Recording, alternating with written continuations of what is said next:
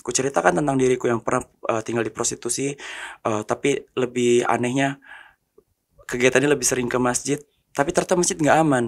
Aku pernah hampir trauma karena hampir digituin sama salah satu ustadz.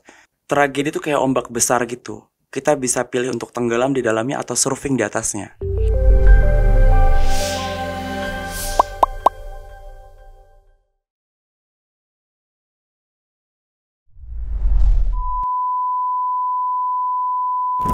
Agak ironis ya, seorang komika, tetapi dia adalah seorang korban pelecehan seksual. Tapi itulah Mas Eki.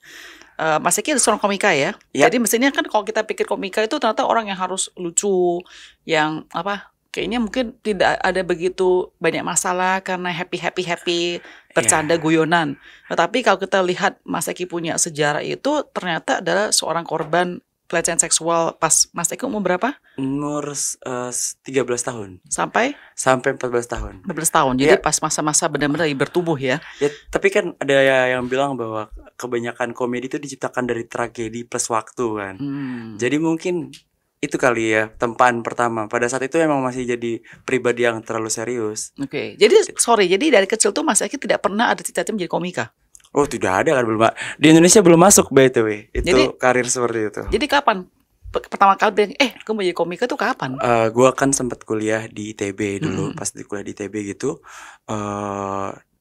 Oh ya, mungkin buat sebagai konteks, di Makassar itu sempat tinggal di daerah yang cukup Bronx lah di Bronx? Ya Bronx. Apa maksudnya Bronx? Lingkungan tempat tinggal gua tuh ada prostitusi. Terus habis itu narkotik, hal-hal seperti itu. Tapi seorang Eki malah memilih nilai yang berbeda, bukan karena pengen menjadi baik, tapi karena culun.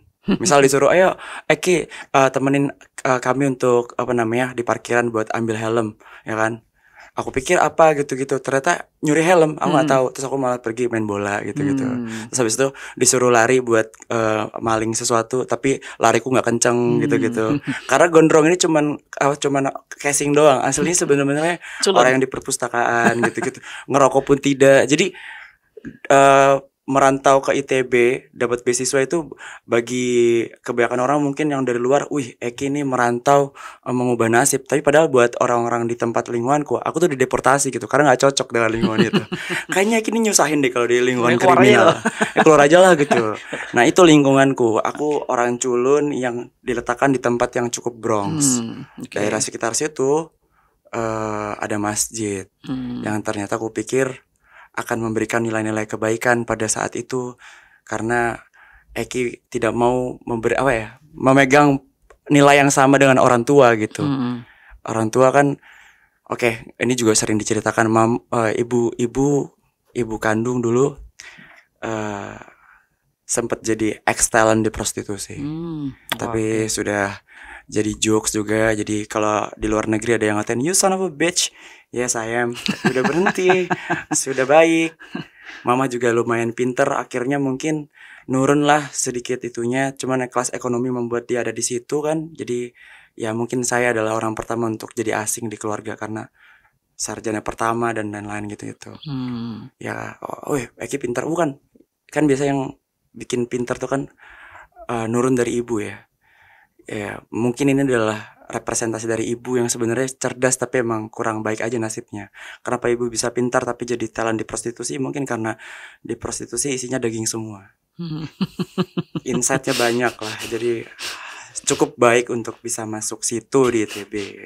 Banyak yang bilang pas masuk ITB, apa karena rektor ITB pelanggan mama? Oh tidak, beasiswa.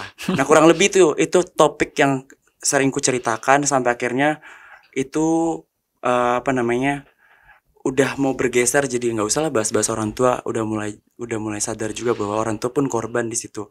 Jadi mulai bergeser bahasa hal pribadi. Aku punya trauma di situ gitu. Terus sempat ku ceritakan dalam bentuk komedi di konten. Viral. Ternyata ada korban masih berjatuhan sampai 2024. Jadi total 20 tahun. Wow. Tapi kalau saya tadi Anda jawabnya itu kan ada apa ditambah-tambahin dengan apa lucu-lucu itu. Saya bisa merasakan bahwa kamu tuh masih ada trauma dari kasus. Sorry, ini saya nggak gitu. Kita nggak akan bahas kasusnya karena sudah viral. Jadi kalian boleh Bisa Google cari. sendiri ya. Ke Mas Eki punya social media dan di berita dan lain sebagainya. Pokoknya intinya adalah kita memberitahu bahwa Mas Eki adalah korban kekerasan seksual ketika di masjid tersebut. Di masjid benar ya? tersebut. Masjid tersebut ya. Oke. Berarti saya bisa bayangkan, saya nggak bisa bayangkan seseorang anak laki-laki umur 13-14 tahun itu di mana lagi bertumbuh puber dan lain sebagainya. Tiba-tiba kena kekerasan seksual dari seseorang yang merasakan pasti religi dan membantu kamu. Tapi membantu kamu kan secara betul. spiritual ya. Dengan kitab suci tertentu untuk dibungkam gitu. Jika kita berbicara maka akan celaka. Ada dogma-dogma seperti itu. Pasti. Nah, trauma ini kan tadi. Betul. Sekarang umur berapa sih Mas Eki berarti? 13-14 tahun ya. Lagi puber-pubernya. Nggak, sekarang Anda umur berapa? 29 tahun. Oke, berarti kan sudah 10 tahunan lebih ini. 16-an. Trauma itu masih ada? Trauma. Nah jujur Eki kecil tuh dari dulu emang orang yang cerewet sih. Jadi hari pertama dapat kejadian ini langsung cerita ke orang tua. Nggak ada rasa malu? Malu tuh lebih malunya bukan karena aku jadi korban dari dulu. Mungkin mindsetnya udah aneh dari dulu. Karena aku pikir ya ini sama aja kayak kecurian gak sih? Harusnya yang malu tuh pelaku. Dari dulu aku mikir kayak gitu. Which is good, tapi cuman yang bikin sakit itu adalah ketika kita speak up dan gak ada yang percaya. Termasuk bahkan pertama kali mungkin pada saat itu tuh pun mama sekarang sudah menyesali karena pada saat itu mama juga punya pergulatan batinnya sendiri. Mah aku dapat kayak beginian deh. Mama tuh sampai mikir, itu cuma ada di kepalamu gitu. Ya mungkin karena di situ juga banyak banget struggle di kepala dia kan. Untuk masukin slot untuk mikirin anak kena korban kekerasan seksual tuh kayaknya kapasitasnya udah gak cukup di kepala dia. Sehingga akhirnya teman-teman dan lain-lain tuh adalah coping untuk aku cerita. Selalu bercerita kiri dan kanan. Aku udah biasa ngeceritain ini. Sampai akhirnya udah 6 aja gitu.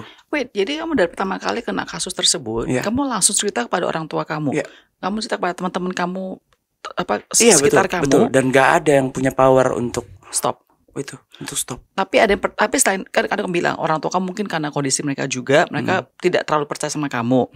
Bagaimana dengan teman-teman kamu, percaya nggak pas itu? Akhirnya respon yang percaya pun refleksnya adalah ketawa kalau laki-laki dapat begituan mungkin ya. Aku nggak tahu mungkin familiar atau ini masalah yang sebenarnya biasa aja buat mereka karena di lingkungan itu pun saya pendatang kan. Saya pendatang dari Pulau Jawa ke Makassar gitu. Terus jadi lingkungan itu refleksnya adalah ketawa. Sehingga akhirnya coping mekanismenya ketika cerita emang harus diketahuin aja deh. Oh gitu. Mungkin ada bibit-bibit ilmu komika dari sana ya? Iya, kayak jadi akhirnya selalu punya keahlian untuk mengolah sesuatu yang kelam atau tragic gitu, diputar, di switch gitu biar orang mau denger. Tapi maksudnya apakah itu sehat? Maksud secara jangka panjang? Kamu tadi bilang kamu tuh kan coping mechanism. Jadi artinya sebetulnya belum di-heal loh, karena lagi coping. Benar. Diriku termasuk orang yang bertumbuh dengan datang ke psikolog dan psikiater gitu-gitu untuk berbagai aspek trauma yang pernah terjadi di hidupku. Cuman untuk bagian ini itu belum pernah di-unpack, belum pernah diomongin secara serius. Mungkin salah satu hal yang paling menyakitkan di kasus ini ketika selama ini cuman ya kan sebenarnya speak up kan, udah usaha speak up. Satu-satunya usaha speak up ketika masa kecil itu yang benar-benar untuk keadilan cuman sekali. Kan ke mama mungkin udah gak ada jalannya kan. Habis itu sempat datang ke masjid itu. Dan pas datang ke masjid itu cerita. Ada pelakunya juga. Di tengah forum gitu tiba-tiba tanpa ada basa-basi cerita bahwa saya pengen sedikit pengakuan bahwa masih kecil juga belum tahu cara ngomongnya gimana.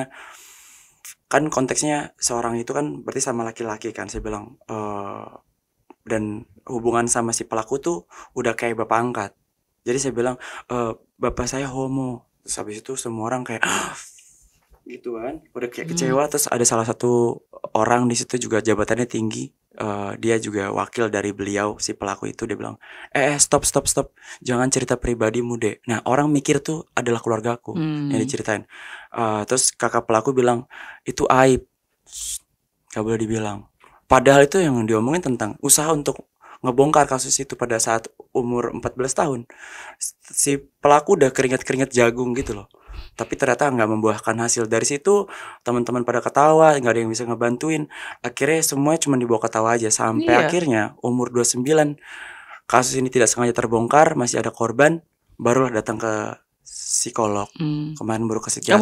Kamu udah ke psikolog sama psikiater Iya, sekarang? udah ke psikiater. Kemarin selama kasus ini selalu rutin karena baru ngobrol ini lebih dalam kan, dapat dari fasilitas dari Komnas Perlindungan Anak, Perempuan dan Anak.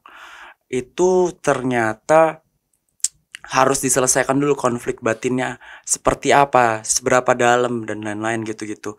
Karena emang masih terasa ini tuh masih ada fire-nya gitu, masih ada apinya gitu untuk dibicarakan. Nggak kayak ngomongin ortu atau lingkungan yang udah di-unpack dari lama. Nah, ini pun kan baru diingat kejadian di tahun 2025. Sempat lupa masalah ini. Ini tuh nggak sengaja, benar-benar nggak sengaja. Showku lagi bahas Bergurau dari Luka, judul show-nya. Tematiknya emang ngebahas tentang bagaimana Eki pengen jadi pribadi yang jauh lebih relate ke banyak orang, nggak terlalu ngebahas hal yang terlalu Bronx gitu-gitulah. Ini adalah perpisahan Eki terhadap materi-materi traumanya lah gitu. Pas pulang dari Papua, dari rumah mamaku kan sekarang tinggal di Papua. Mama udah pindah dari Papua, dari Makassar dia pindah ke Papua pas. Jadi diriku pas kuliah ke Bandung itu adalah waktu dimana mama transisi untuk pindah dari Makassar ke Papua, sekaligus untuk berhenti dari bisnis human trafficking lah, udah mulai berhenti. Nah itu tuh perjalanannya persis ketika diriku kuliah. Perjalananku pindah ke Bandung dari Makassar, mama dari Makassar pindah ke Papua. Nah semenjak 7 tahun yang lalu ternyata emang belum bisa selesai masalah sama mama karena ya punya orang tua yang berbeda. Terus habis itu tahun 2025 di Lebaran kemarin Eki akhirnya bisa berrekonsiliasi dengan mama untuk sampai kapan sih mau berantem sama mama gitu. Toh udah semuanya udah dibawa ke psikolog, udah enak juga gitu ngobrolnya. Akhirnya Lebaran kemarin pulang ke Papua naik kapal. Pulangku naik kapal dari Papua ke Jakarta, kapal transit ke Makassar. Di Makassar kan sempat punya teman-teman banyak tuh. Sempatlah kami 2 jam itu transit di pelabuhan ngobrol-ngobrol sama teman-teman di sana. Dan dia ngingetin gitu. Teman-temanku ini teman-teman masjid yang baik, masjid kedua. Eki, sebelum kamu masuk masjid di sini, kamu tuh sempat punya trauma sama masjid. Wah, aku punya trauma ini ya. Aku keinget tuh baru di situ. Ku tulislah jadi konten 1 menit gitu-gitu. Ku upload di Instagram. Topiknya agama tuh privasi atau bukan. Ku ceritakan tentang diriku yang pernah tinggal di prostitusi, tapi lebih anehnya kegiatannya lebih sering ke masjid. Tapi ternyata masjid nggak aman. Aku pernah hampir trauma karena hampir digituin sama salah satu ustadz. Sampai kan pas jadi wakil ketua OSIS di sekolahku, aku ditegur sama senior gara-gara nggak ngingetin orang sholat. Kok kamu nih sebagai wakil ketua OSIS nggak ngingetin teman-temanmu sholat? Ya aku bilang, agama itu privasi, itu urusanmu. Itu sih. Tapi kan kita punya kewajiban untuk menyiarkan kebaikan, yaitu kebaikan buat kakak, karena aku bilang kayak gitu. Soalnya kan masjid pada saat itu masih buruk buat aku. Terus habis itu karena capek menjelaskan, akhirnya di SMK kelas 2 dengan sok-sok edgy gitu-gitu, diriku bilang dengan lantang, saya ateis gitu, biar diem gitu. Ketika yang lain ateis jalur filsafat, aku jalur ngambek. Karena masih tetap mendebat, akhirnya aku ceritakan tentang pelecehan di masjid, baru dia silent. Beberapa minggu kemudian orang ini yang memberikan formulir formulir remaja masjid di masjid yang berbeda gitu. Eki, kamu boleh melihat Islam pakai kacamata kamu, tapi coba deh sesekali pakai kacamataku lihat Islamnya. Coba lihat Islam dari rumahku. Dikasihlah formulir itu, datang ke situ dan ternyata nggak semua masjid seperti itu. Jadi Makassar tuh tempat yang membuat aku trauma terhadap masjid, sekaligus yang menjinakkan trauma itu. Sampai akhirnya sudah lupa karena kan traumanya sudah sedikit jinak lah tentang si masjidnya. Orang ini yang berhasil, namanya Lestari, orang ini yang berhasil membuat aku tidak memandang sesuatu pakai trauma. Cerita itu banyak banget ditanggapin orang-orang positif sekali. Tapi ternyata ada satu komen yang ternyata korban gitulah. Dari sini aku baru ingat ceritanya gitu. Dari wah ternyata masih ada korban ya. Dia cerita di DM gitu, itulah ada di kronologi di YouTube yang lain. Tapi yang mau aku bahas bagian ininya adalah ternyata ketika aku ngomong tapi bercanda-bercanda sebagai komika ngebahas suatu trauma dan lain-lain, tapi itu ternyata belum benar-benar selesai, bahkan mungkin pelaku masih ada di suatu tempat. aku tuh baru ngelakuin namanya bystander effect, di mana diamnya seseorang tuh hanya memperkeruh suasana gitu. Jadi ketika aku ngomong tapi kan nadanya tidak serius, berarti ini tidak penting untuk didengar, hanya penting untuk diketawakan, dan ternyata ini juga nggak baik gitu. Pada saat itu akhirnya aku ngambil satu momen, oke deh nggak apa-apa aku dikenal sebagai korban dulu, baru nanti ku replace suatu hari dikenal sebagai komedian. Karena ini kasus penting sekali.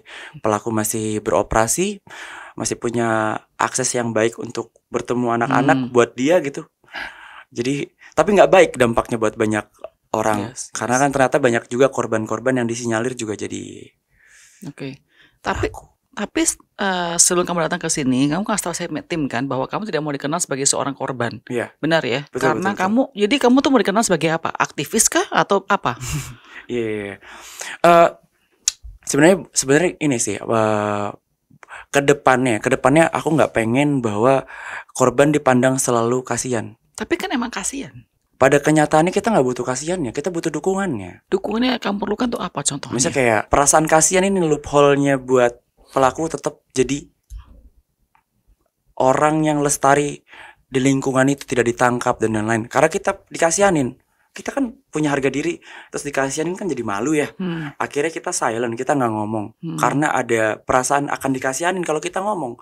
Karena kita nggak ngomong, akhirnya kita sama-sama nggak tahu kalau ada korban-korban lain. Gara-gara korban-korban lain saling tidak tahu, pelaku akhirnya tetap bisa terus-terusan untuk beroperasi. Jadi sebenarnya rasa kasihannya ini yang menyebalkan. Sebenarnya terminologi korban, penyintas, is okay lah. Itu kalau mau ambil sebagai itu. Tapi kita ternyata nggak terlalu butuh yang sabar ya Ki ya. Ini nih letak yang bikin orang-orang tuh males gitu.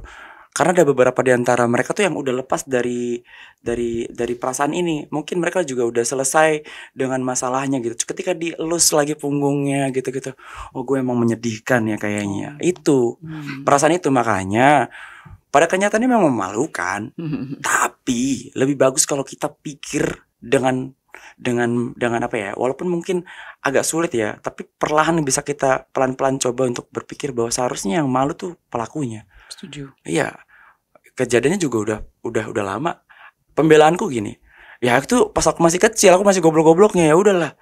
Kalau sekarang mau digini-gini, yang sabar ya Allah. Udah enggak relate, udah enggak pernah trauma sama pelakunya. Cuman trauma ketika dulu pas masih kecil ngomong enggak didengar gitu-gitu. Sekarang kan udah didengar juga. Jadi udah enggak ngerasa inferior hanya karena kasus itu. Jadi gini, sorry, kamu tadi bilang bahwa kamu sekarang sudah tidak merasa ada sesuatu kepada pelakunya, tetapi kamu malah lebih kesel. Kamu dulu keselnya karena orang tidak percaya sama kamu, termasuk ibu kamu, benar kan ya? Iya. Jadi kamu dalam hati kamu sekarang ini, kamu benar-benar telah memaafkan pelaku tersebut? Mungkin bisa dibilang iya. Memaafkan? Mungkin bisa dibilang memaafkan. Kemarin itu pas BAP kan di Makassar, sempat berpapasan dengan pelaku di penjara. Kan penjaranya masih penjara sementara. Jadi sempat berpapasan. Saya memaafkan pelaku atas tindakannya, tapi proses hukum dan konsekuensi tetap harus dijalankan. Bagaimana seseorang seperti kamu, tadi kamu bilang kamu masih kecil, kamu mungkin masih culun, naif dan lain sebagainya, terjadi pada diri kamu. Oke, saya nggak kasihan, oke, fine. Tetapi kan itu kan satu hal terjadi yang mau nggak mau pasti melekat dalam diri kamu, dan mungkin bisa jadi identitas kamu loh. Benar kan? Jadi saya pengen tanya nih, cara kamu tuh bisa sampai titik ini bisa memaafkan seseorang seperti dia itu bagaimana? Karena saya yakin banyak sekali orang yang terkena kasus seperti kamu, baik itu oleh agama dan lain sebagainya, itu tidak bisa memaafkan loh. Jadi gimana sih kamu kok bisa memaafkan? Itu saya agak bingung. Karena sudah gini, mau nggak mau hal ini akhirnya jadi salah satu premis yang ada di kepala. Bergeraknya seniman tuh dari resahnya dia. Seni adalah ibu dari bertemunya resah dan kreativitas. Nah, resahnya salah satu hidupku itu dimunculkan karena adanya pelaku. Oke. Pernah sempat bikin film atas premis ini, pernah sempat bikin lukisan karena kasus ini, pernah bikin jadi rap, berbagai bentuk, dan tidak viral dan tidak didengar. sampai akhirnya jadi konten snackable reels gitu-gitu, jadi stand up comedy, jadi sesuatu. Kenapa akhirnya lebih mudah untuk memaafkan? Karena apa yang beliau kasih yang dulunya jahat sekali mungkin rasanya, tapi ini kan juga jadi sesuatu yang bisa aku konversi jadi artku, jadi seniku gitu loh. Oke. Ya, mungkin terdengar sangat ironi. Wah, gila ya, kamu harus dapat kasus itu sehingga akhirnya berkahnya hari ini jadi seniman bla bla bla bla bla bla. Tapi pada kenyataannya emang begitu takdirnya. Mau di gimana? Mau di apa? Itu adalah garis yang sudah terlanjur tertarik kan. Sedangkan hidup kan emang, kalau yang aku percaya, bagaimana kita menulis tanpa penghapus. Kita cuma bisa menumpuk tulisannya kalau nggak melanjutkan ceritanya gitu. Kita nggak bisa ngehapus ceritanya. Jadi yang kulakukan hari ini memaknai dengan cara yang berbeda saja gitu. Kalau memang beliau ini adalah bagian dari karakter antagonis di hidupku. Tapi apakah beliau ini membantu aku punya makna yang ku percaya sekarang? Oh, sangat-sangat membantu. Sehingga akhirnya kasihan sudah tidak relate buat Eki gitu. Lebih butuh kalau bikin show terus teman-teman tertarik dengar bagaimana pengolahan karyanya, datang beli tiketnya, itu lebih baik gitu. Atau akan jadi gini, pun hatiku tergerak untuk bisa mengungkap kasus ini gara-gara juga art, gara-gara seni. Oke. Suatu hari pernah nonton Siksa Kubur di suatu bioskop, semua orang pada wah gila ini ngeri banget bla bla bla. Aku nggak bisa ngomong, aku diem. Setengah filmnya kayak realistis banget ya. Terus itu men-triggerku apa, karena ada part dimana ada revenge dari si itu. Thanks to Joko Anwar untuk bikin film itu. Sehingga akhirnya kayak di tahun itu aku mulai mencari nomor pelaku. Tapi nggak pernah punya planning untuk ngebongkar kasus ini. Ada aja nomor pelaku di HP-ku. Dan ku tulis nama, terus habis itu Ustadz Cabul. Gitu. Jadi aku tuh menganggap bahwa tragedi itu kayak ombak besar gitu. Kita bisa pilih untuk tenggelam di dalamnya atau surfing di atasnya. Oke. Nah jadi aku nggak bisa lagi untuk bilang sekarang hatiku memenjarakan beliau karena kebencian. Udah nggak di situ. Karena udah lewat banget. Aku benci karena ternyata masih ada korban yang berjatuhan sampai hari ini. Yang bikin aku memenjarakan dia karena ternyata ada konsekuensi yang bisa dia jalankan. Itu doang. Aku ketemu dia, nonjok dia juga enggak kayaknya. Biasa aja, ya udah. Kamu tadi bilang keresahan terus dipuji kreativitas kamu. Iya. Kamu seorang seniman. Iya. Kalau seseorang yang bukan seniman, nah itu. Bagaimana ya? Ini pertanyaan yang bagus sih, karena nggak semuanya bisa relate dengan solusi ini sebenarnya. Art terapi sangat membantu diriku, tapi belum tentu banyak orang. Art therapy. Art therapy. Oh. Art therapy. Oke. Dulu juga di kuliah di ITB kebetulan juga ngambil art dan desain. Tapi yang aku percaya bahwa sebagian trauma memang tidak bisa sembuh. Sebagian trauma memang akan selalu melekat di tubuh kita jadi bagian identitas. Tapi beberapa trauma yang benar-benar mengganggu hidup kita yang tidak bisa sembuh ini bisa kita jinakan. Mungkin kita harus cari cara menjinakannya masing-masing. Aku nggak tahu, ini bahasanya sedikit ngawang, tapi banyak banget orang yang akhirnya kutanya, jawabannya sebenarnya rootsnya adalah ini untuk menjinakkan traumaku. Misal dia nggak suka mungkin nggak bisa menuangkan jadi art, jadi sesuatu yang bisa dikonsumsi atau dinikmati banyak orang. Tapi ada yang akhirnya bungee jumping, skydiving, atau mungkin merajut, traveling, melihat perspektif yang berbeda dari suatu tempat yang mungkin dia kunjungi. Ada yang copingnya nonton One Piece. Berbagai hal. Emang perjalanannya adalah buat kita-kita yang stuck sama trauma, terkesannya umur kita dihabiskan untuk mencari jati diri. Ya, umur 29 kemarin yang kurasain seperti itu. Sampai akhirnya aku percaya bahwa kayaknya emang jalanku di seni deh. Jalanku emang harus ngejinakin trauma-trauma yang ada, yang dulunya bagian dari beban, tapi sekarang jadi kayak bola-bola yang perlu ku amplas dan jadi satu marble cantik yang akan kupajang jadi etalase aku. Benar kalau memang itu bakal jadi identitas, tapi bukan untuk jadi piti gitu loh, bukan kayak ngerti, kasihan. Mau menjadikan aku bisa ngasilin uang kok dari sini. Bisa dieksploitasi ini. Lebih baik mengeksploitasi ini daripada mengeksploitasi mamaku dan papaku yang dia juga jadi orang tua pertama dalam hidupnya. Oke. Iya, kupikir-pikir itu. kamu tadi bilang ada orang yang mungkin bungee jumping, tadi skydiving dan lain sebagainya. Iya. Tapi apakah hal-hal tersebut cuma sebuah distractions daripada answer the trauma. Jadi kayak cuma ya biar gue gila aja aktivitas tapi nggak deal with it gitu loh. Iya benar. Karena ada beberapa orang yang mikir bungee jumping tuh bukan sebagai solusi tapi sebagai kabur ya. Iya. Gitu ya maksudnya. Emang kadang-kadang masalah lebih gampang kabur daripada dihadapin sih. Benar kan? Tapi pada kenyataannya ini tuh emang sangat-sangat abstrak banget. Aku juga nggak bisa jawab, ini kan sebenarnya ranah psikolog. Tapi ada satu kata-kata Bu Rosa, psikolog, udah bilang beberapa orang menjinakannya dengan menghadapi secara langsung atau menganalogikan masalahnya dengan hal-hal lain yang sedikit punya instrumen-instrumen yang sejenis. Misal bungee jumping, dia lompat dari ketinggian. Nah ternyata trauma dia adalah dia tuh nggak pernah bisa ngadepin rasa takutnya ketika dia ternyata ngedown dan lain-lain. Jadi downnya itu adalah ditaruh di mana gitu-gitu. Emang nggak bisa tahu apakah itu cuma distraction atau itu akan nge-heal dia. Tapi yang satu-satunya bisa kita lakukan, ya kita harus coba satu-satu. Itu beratnya, makanya beratnya tuh kita harus coba satu-satu. Karena aku udah nyoba berbagai hal. Ternyata aku cocoknya di art dan traveling. Ketemu banyak orang baru, perspektifku yang tadi ngeliat tempat ini kayak gitu, terus habis itu datang di waktu yang berbeda, oh ternyata nggak kayak gitu juga kok semuanya. Atau mungkin jadi sesuatu yang bisa dinikmati banyak orang. Iya gitu. Karena ternyata ketika seumpama aku sedih, terus ternyata respon orang juga ikutan sedih, ternyata aku nggak happy aku lebih suka itu kayak wah luar biasa ya. Tapi pas dia ulik karyanya baru ada lagunya teneng teng teng, baru ada sedihnya gitu ketika diulik. Nah kayaknya itu deh. Kamu pernah coba itu nggak? Mungkin sebelum ini kamu mengerti coping mechanism, pernah mencoba bunuh diri nggak? Aku tuh bukan tipe yang ada suicidal thought gitu. Tapi ketika depresi pada saat ini ada momen dimana pada saat aku tingkat 3 di ITB, aku kan ngerasa ya bahwa kayaknya aku beda kasta sama yang lain ini.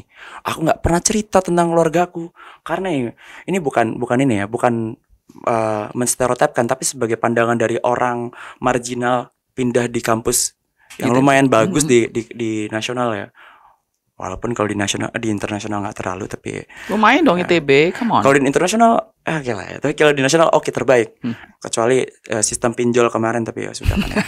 Isinya tuh kalau nggak anak yang menang Olimpiade, yang mohon maaf teman-temanku dengan penuh respectnya yang jidatnya hitam. Jadi kalau nggak yang anak anak alim. Kalau nggak yang kaya anak keluarga lim. Aku nggak nyambung, nggak nyambung. Aku dari prostitusi, gimana nih masuk ke sini? Nggak nyambung. Aku tuh ngerasa memang di prostitusi aku adalah ikan salmon di antara ikan teri. Aku itu ikan salmonnya. Pas masuk ITB kok ikan paus semua. Mati aku ini di sini. Nah di situ aku tahu kalau ternyata aku beda kasta ketika untuk pertama kali dalam hidupku aku dengar orang ngomong BAB bilangnya pup. Udah pasti orang kaya ini. WC duduk nih pasti. Selama hidupku aku pakai WC jongkok, nggak nyambung kan. Selama itu aku silent, nggak pernah ada yang tahu profil latar belakangku itu siapa aku. 3 tahun aku menjalankan ITB dengan penuh unggah-ungguh, nggak ada yang tahu. Ya udah aku kuliah aja, berorganisasi, tapi nggak ada yang tahu cerita pribadiku ini. Dan ternyata ketika aku nggak ngebagi bebanku ke banyak orang ini, aku simpan di kepalaku doang, cuman jadi unek-unek. Depresi lah aku. Di situ ada pilihan untuk bisa bunuh diri karena aku mengurung diri di kamar. Tapi ternyata nggak kuat juga mengurung diri di kamar. Minum pembersih lantai juga belum punya nyalinya. Akhirnya keluar, tapi mulai hari itu nyebrang mulai nggak toleh-toleh. Jadi aku nggak pengen mati bunuh diri, tapi aku mempercepat matiku secara organik gitu loh. Nggak settingan gitu loh. Sih maksudku, ngerti nggak? Yeah. Nah itu. Tapi kok yuk selamat ya Allah.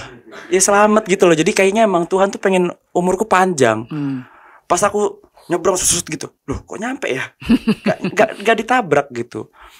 Tapi gak ada niat kalau seumpama oh ini bunuh diri, gak ada gitu. Terus mulai ada, tau gak sih kalau di lantai 2 tuh kayak ada yang bisikin, Ki loncat Ki gitu-gitu. Nah itu gak ku jalanin gitu. Kayak gitu, karena aku pernah lihat orang-orang di prostitusi tuh bunuh diri tuh bagian dari, aduh jahat banget bilang tradisi enggak ya, maksudnya aku lihat ada orang minum OBH gitu-gitu mati gitu-gitu.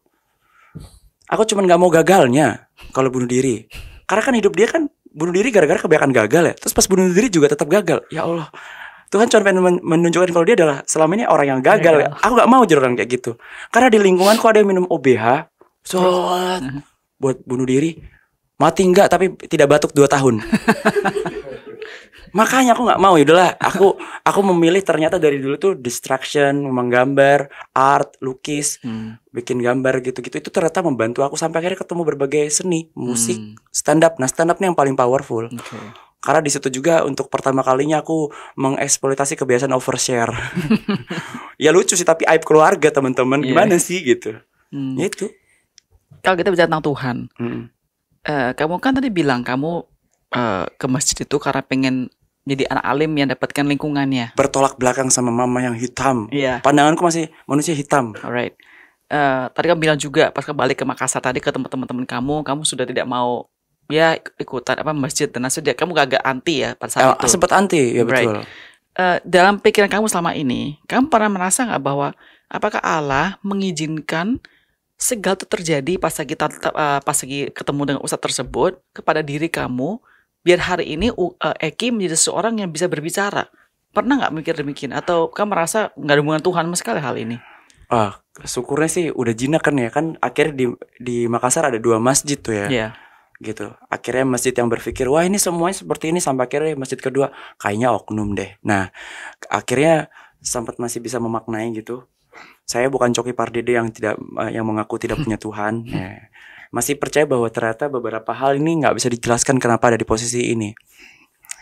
Cukup logis untuk memandang sesuatu, cuman untuk bagian ini akhirnya diriku menyerah, kayaknya memang ada absolute power yang membuatku memang ditakdirkan untuk bisa bicara. Dari Tuhan?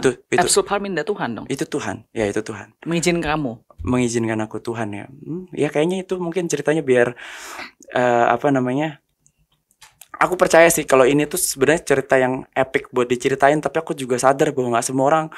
Karena gini, Kak, aku tuh sempat mikir ya sebelum kasus ini terungkap. Aku pikir semua orang tuh yang kena kekerasan seksual pada bisa ngomong. Aku pikir semuanya tuh kayak aku. Padahal enggak. Pas aku kumpulin korban, kagak ada yang mau ngomong. Wah, kayaknya memang aku deh harus coba untuk menularkan. Karena aku percaya nggak cuma virus, keberanian juga bisa ditularkan. Benar. Nah, pada saat itu kan korban kan pada diem nih, nggak pernah aku ceritain di podcast manapun. Kayak template-template komik ya kalau di podcast ini. Eksklusif. Ini Kak, aku kan dulu desain produk ya. Jadi aku tuh suka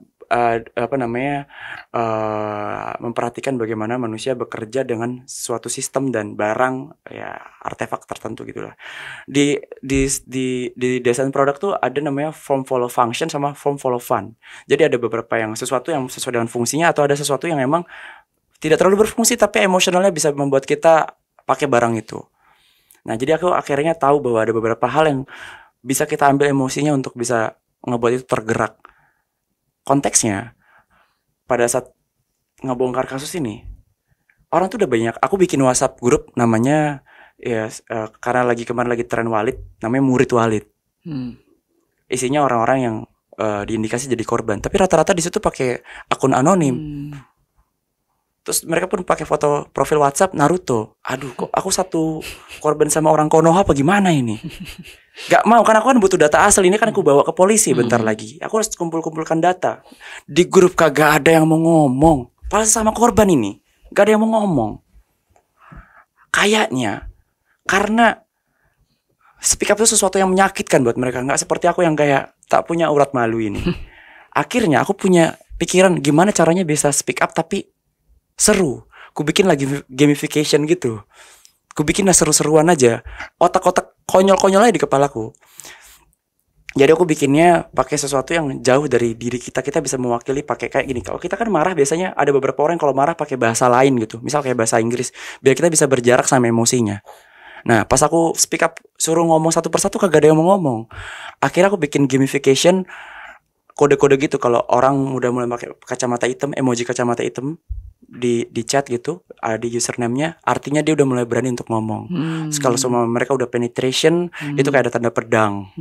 Kalau seumpama mereka udah berani mau ngomong secara langsung di aku, ada emoji apa gitu-gitu. Jadi kita kayak sistemnya main-main pakai semiotik gitu-gitu lah. Dan ternyata menolong. Dan semua akhirnya yang tadinya silent, 39 orang mau ngomong. Tapi pelan-pelan kamu bawa mereka keluar dari area Iya, itu. aku bikin jadi fun. Terus habis itu aku coba untuk ngelawakin kasusku. Jadi sebenarnya selama kasusnya pun ya kayak aku lagi ngobrol sama kakak ini, aku berusaha untuk apa ya surfing sama tragedinya jadi komedi gitu loh. Sehingga akhirnya beberapa di grup ini lebih banyak menggunakan emoji yang ketawa gini daripada yang nangis gitu. Akhirnya tuh kasus yang tadinya bertahun-tahun nggak pernah bisa diomongin, dalam 3 hari semua orang mau ngomong. 39 orang. 39 orang, tapi yang sah secara hukum cuma 16. 16 akhirnya berbicara. Enggak, 16 itu karena 12 tahun lewat dari 12 tahun itu sudah kadaluarsa di Indonesia. Gitu. Aku tuh bukan korban kalau di jadi kamu nggak boleh, udah statute limitation udah hilang itu begitu. Aku saksi pemberat saja. Alright, jadi dari members kamu tadi itu berapa orang yang berbicara yang masih bisa menjadi saksi atau korban untuk melawan si pelaku? 16 orang. 16 orang tersebut. Iya. Dan gara-gara 16 orang ini akhirnya pelaku tersebut sudah sekarang di penjara. Iya. Walaupun isunya sedang mencari-cari pengacara untuk melaporkan balik atas UU ITE. Nah, yang ini yang aku pengen, ini tuh kayaknya ya, ketika aku sadar bahwa kasus ini diungkap, ini kan bersamaan dengan film Walid yang banyak orang jadi speak up. Kemarin juga ada teman-teman tahu Fantasi Sedarah yang juga banget.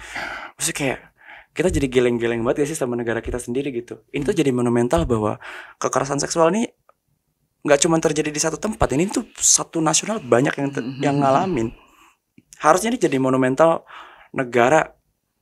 Ini tuh lebih dari narkotik, karena beberapa orang bahkan familiar sama ini tapi kayak sama-sama tahu aja ya YTTA aja lah. Nah, kan kalau narkotik ada BNN-nya sendiri. Nah, kita tuh nggak ada.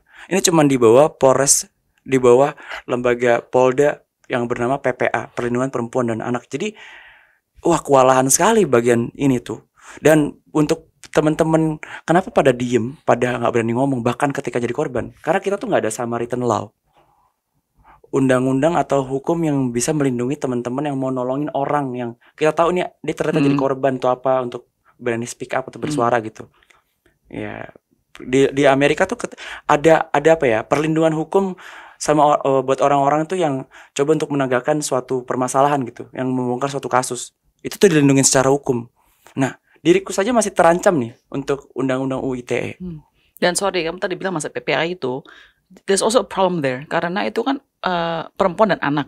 Kalau kamu seorang laki-laki umur 20 tahun tidak termasuk dalam PPA tersebut karena bukan anak dan bukan perempuan. Syukurnya kasusku terjadi di 13 tahun. Coba kalau aku terjadi di umur 23 tahun, laki-laki ini. Sudah. Saya pernah interview orang demikian yang dia umurnya kayak begitu dan laki-laki, jadi akhirnya nggak bisa ngapa-ngapain juga. Iya, gitu cuman bisa malu. Iya kan? Tapi memang karena maka tadi saya gak merasa wow. Tadi kamu bilang kamu tidak langsung bicara pas kamu kena kasus tersebut dari orang tua kamu, teman-teman kamu, karena saya tahu bahwa kebanyakan orang pasti diam, malu karena itu kan silent. Suatu narkoba mungkin nggak semalu betul setuju. Ini hal ini gitu. Karena yang diambil tuh kan bukan bukan barang tapi bagian dari tubuh kita. Nah, masalahnya Eki Priagung ini dari dulu kalau nggak ngomong malah mati kepalanya, malah meledak gitu. Jadi itu tuh percobaan ngomong ke mama. Pada saat sekarang pun mama sekarang cuma bisa minta maaf tiap hari, every single day by day dia bilang, nah mohon maaf ya mama nggak bisa jadi orang tua yang baik pada saat itu, nggak bisa jagain kamu dan saudara-saudaramu. Tapi yang ku pikirin ternyata pada saat kenapa bisa ngomong kayak gitu, tujuanku bisa bukan tujuanku ya, kenapa niatku buat ngomong kayak gitu-gitu itu tuh sebenarnya buat cari perhatian ke mamaku biar aku tuh didengar. Tapi ternyata itu nggak cukup buat dia dengerin gitu, karena kayaknya diantara pada situ tuh masih berdua bersaudara, aku sama kakakku kan, yang jadi kakakku tuh kakak perempuan, anak ranking, selalu ranking 1. Orang ini ya mediocre biasa, gak pernah ranking gitu-gitu, gak pernah diperhatiin mama. Jadi aku pikir pas aku ngomong, wah aku dapet kasus nih, aku pasti bakal didengar. Bapak juga enggak. Ternyata enggak juga, karena mama juga kasihan, masih ada pergulatan batinnya sendiri. Berarti kamu ada trauma dengan orang tua kamu juga ya? Baru selesai tahun 2025 tadi kamu bilang tadi itu lebaran itu ya.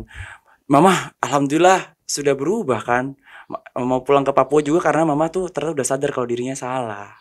Udah, Mama tuh tipikal ibu di umur 49 tahun yang jiwa keibuan itu baru diantar kurir di umur 40. Ketika anaknya udah pada dewasa gitu.